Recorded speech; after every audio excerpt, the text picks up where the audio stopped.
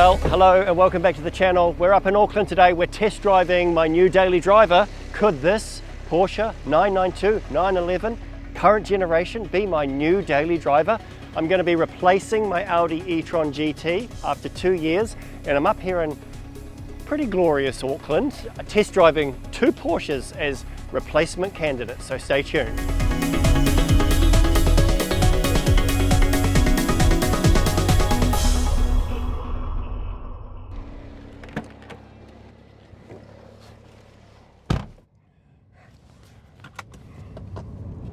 Well, today I'm going to be test driving two different Porsches from two different generations and two different model types. So this one that I'm in now is a 911 992, so it's current generation, and it's a Carrera 4S. The other car I'm going to be driving will be a 911 991.2 Turbo S. I tell you, all these different model numbers just for one car, but you know, this is what it is. Now, I have had to do a lot of research to try and figure out what the differences are between these cars, and essentially it boils down to the differences between the 991 generation and the 992 generation as a whole. Now, there was a major step change in this particular version, the 992, with the interior. The interior is quite a marked step forward in terms of comfort and in terms of technology, screen layout, just everything. Now, I haven't been in the Turbo S just yet, so the previous generation car. That is where we're going after we've done this one. I've been in this one now for probably about 50 minutes, and I'm just driving around aimlessly around West Auckland, trying to find some roads where nobody else is, and it's really surprisingly difficult. Nonetheless, why am I changing cars? Well, I've had the Audi e-tron for 2 years and I love that car. I mean, I've done 20,000 Ks in it. I've driven it all around the South Island.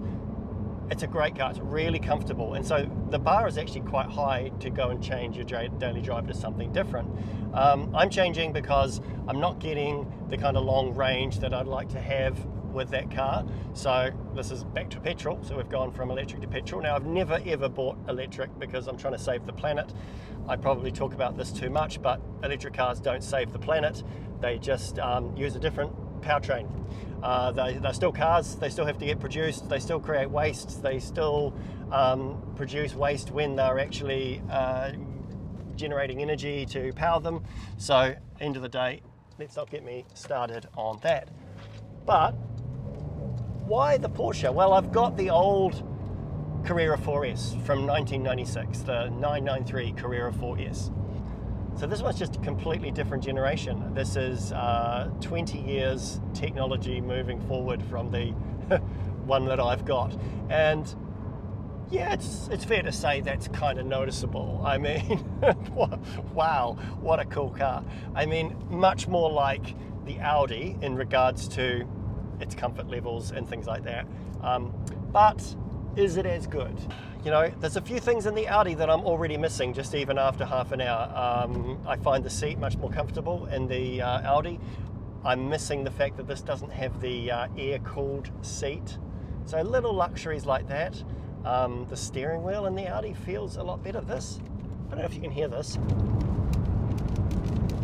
That sound that you hear, or that I certainly hear, is creaky plastic sound on the steering wheel, and it's kind of when you push the wheel forward and back. I wouldn't have expected that in this car. So that, maybe that can be addressed, I don't know, but that is a bit disappointing, and it's something that I wasn't expecting from a car with German precision like this one.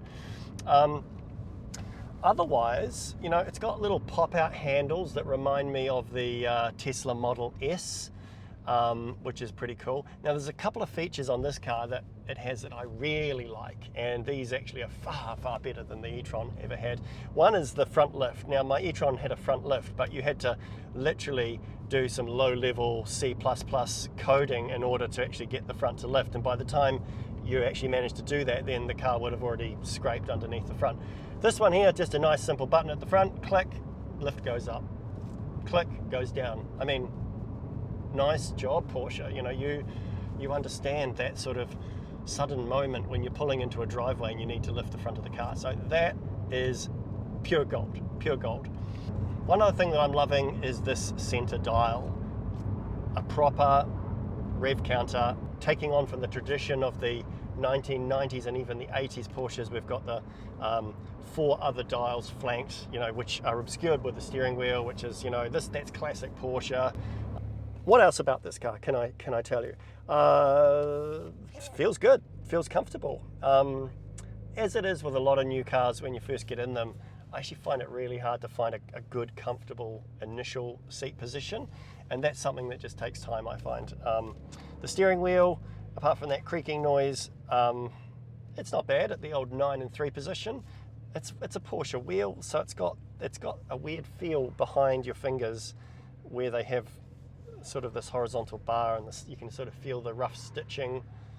I don't know what I think the Germans sort of just drive like this, maybe, and so they don't bother about it, but 9 and 3, baby. That's how you hold the wheel. Pass it on, pass it on. I guess I am testing out the stop-start traffic right now, and that's going to be quite important because this is going to be a daily driver car.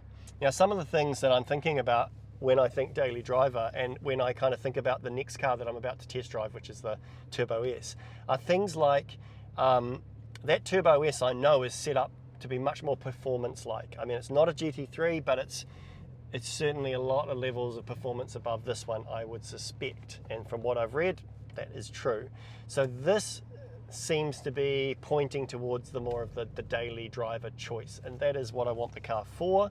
So that's good. And also just for nice long trips, I bring Christine with me. We want comfort, room in the back to carry stuff. Yes, I want all of that stuff, and that's probably going to be this car. But the jury's out because we haven't tried the next car yet.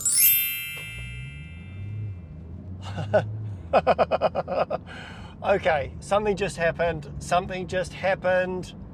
I'm in the 991.2 Turbo S. I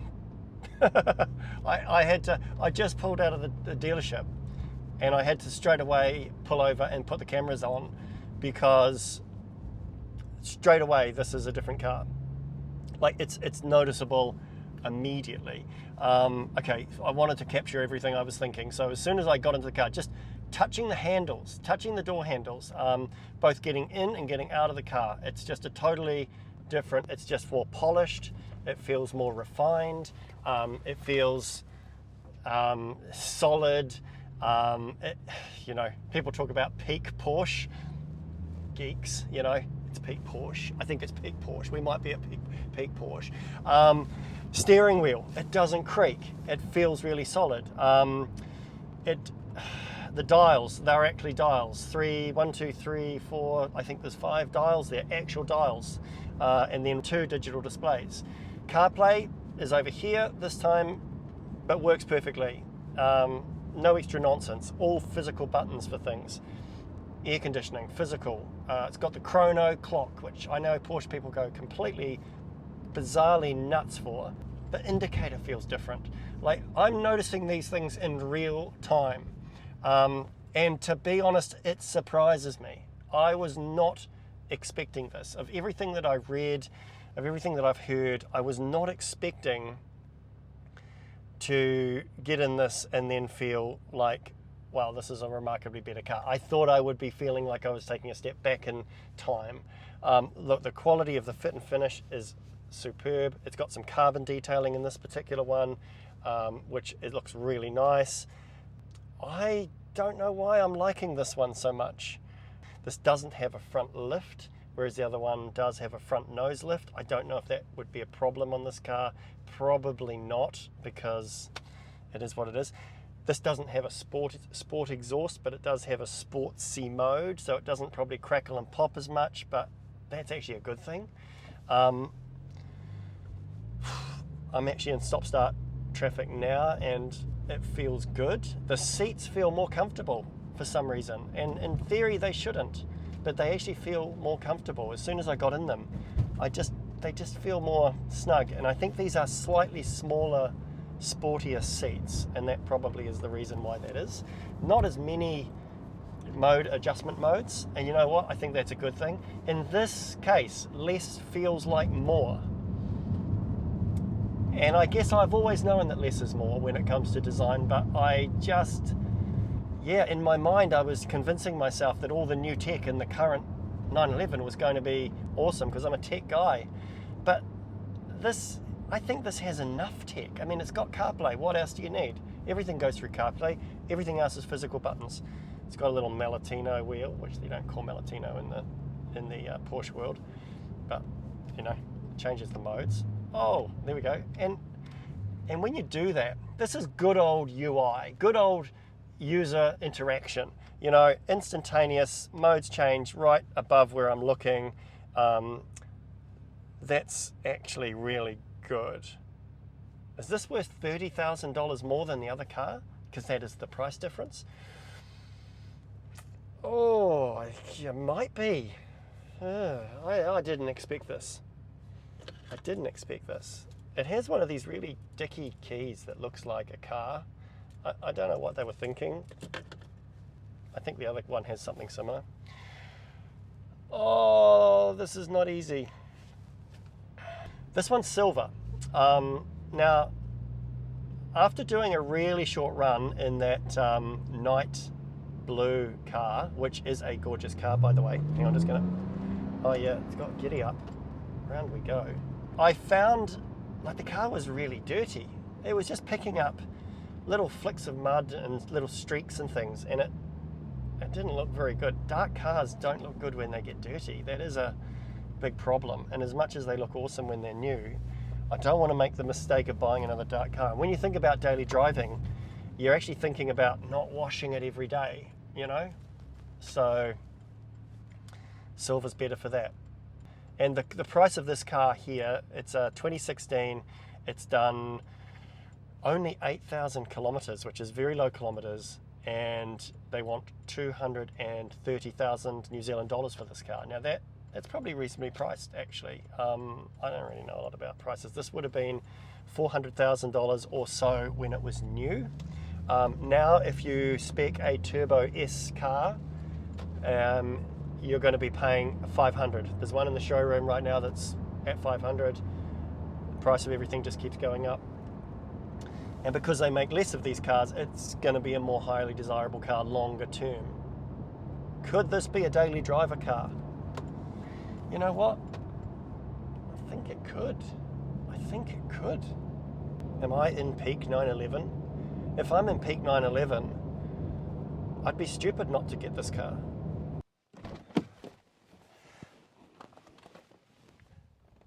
Wow. Wow.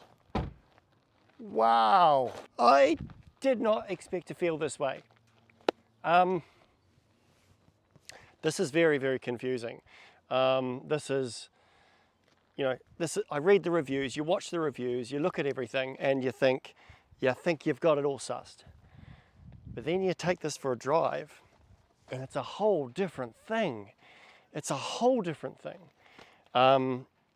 It's old school, but it's not old school. It's just so well together. You know, you hear these Porsche people talking, and you think you guys are just talking a load of nonsense, because they do talk a lot of rubbish. But there is something about this that is just, I don't know, it's a combination of so many different things. It's the smell, it's the feel, it's the tight build quality of everything. It's just the vibe of the thing. It's all part of it. This is what I'm getting at. That's my point. It's the vibe of it. And then there's the looks. I mean, let's just take a quick look around the car, shall we? Because, you know, it's pretty impressive. Knockoff wheels look pretty cool. I mean, I don't know about the practicality of that, but how cool is that? The shape, it's still got that real definite Porsche shape, and it has, of course, that big delicious air intake. Look at that. Air goes in there, proper air intake to cool the rear. That is pretty cool. It doesn't have the bacon. This is known as the bacon strip. looks like a strip of bacon, and the Porsche geeks go nuts for this. You count these numbers, 2, 4, 6, 8, 9, 10, 11 becomes 11. I don't know, it's like some weird German abacus bit at the back, but it does have real exhaust pipes, real tailpipes, properly connected. These are called sports exhausts. If you look in there, apart from the pollution, they're not real exhausts. It's got this like a ducktaily finny thing which goes up and down, which looks cool. The good thing about the color is it's not going to get as dirty, so that's a big plus. We don't want to be washing the car every day. Wow, look at these wheels, would you? They are cool. They are mint. It's proper handles, proper handles that don't pop out and try and be too clever. The other thing about it, it's got adjustable seats in a sensible fashion. The other one's got like about 100 different ways to adjust them. This just has the standard sort of things. Inside the car, it's got this little Malatino wheel, which is kind of fun, and it links to this display, so you've got this real lovely direct action going on here. Yeah, it's pretty cool. Carbon, this is the carbon trim, which looks really nice. Really nice. I don't know, I think you've got room in front. Let's have a look. Here we go. What's in front?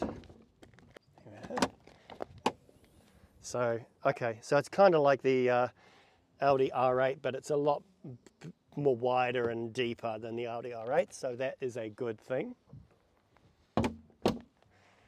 Of course, you've also got all that extra back seat space. Wow, what a cool car. Well, this is future editing Aaron on the Monday following the Saturday test drive, and essentially what happened is I missed my flight home because I was so absorbed in that car. I completely lost track of time, which is a good thing, and it's a good sign. So I made a phone call this morning to Sam up at Porsche Auckland, who's been incredibly helpful. Big call out to Sam for his help and for staying back a bit later while he waited for me to get back to the showroom. I've made a call and I've given him the thumbs up on the silver Turbo S. So stay watching this channel for more content on that car. I'm sure you will see some. Should arrive here in a week or so. Fingers crossed, it is Christmas time. Really exciting. It's been great showing you this little journey, mini journey, and I look forward to a lot of cool motoring in that car. So like, subscribe, comment, and I'll see you next time.